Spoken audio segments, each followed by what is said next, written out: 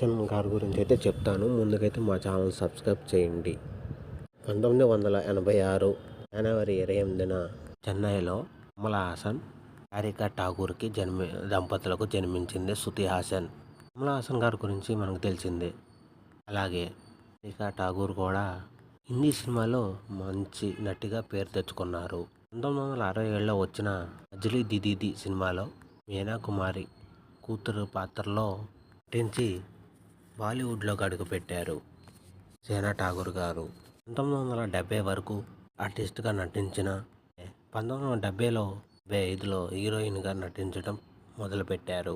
హాసన్ గారు వాళ్ళ వైఫ్ గారు 1988లో వివాహం చేసుకున్నారు. వీరికి 1980లో శృతి హాసన్ పుట్టారు. 1991లో అక్షర జన్మించారు. హారిక గారు మొదటి నుంచి ముంబైలో ఉండడంతో శృతి హాసన్ అండ్ అక్షర ఇద్దరు ముంబైలోనే పెరిగారు.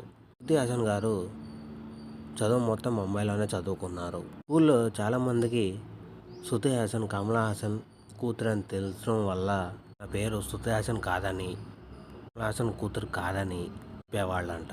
పేరు పూజ రామ్ చరణ్ అని అర్థం చెప్పేది. అయినా కూడా చాలామంది కమల్ హాసన్ కూతురే అని తెలుసుకునేవాళ్ళంట. అక్కడ విద్యార్థులందరూ మీ నాన్నగారు ఏం తింటా ఉంటారు అని అడిగేవాళ్ళంట శృతి హాసన్ గారిని. రకరకాల క్వశ్చన్లు అడిగి శృతి హాసన్ గారిని ఇబ్బంది పెట్టేవాళ్ళంట. ఏం చేస్తారని. తర్వాత కమల్ హాసన్, షకీరా గారు విడిపోయిన తర్వాత శృతి హాసన్ కమల్ హాసన్ గారి దగ్గర, అక్షర షకీరా ఠాకూర్ దగ్గర పెరిగేవాళ్ళు. తర్వాత అక్షర కూడా చెన్నై వచ్చేసారు పార్ట్ 2 తర్వాత.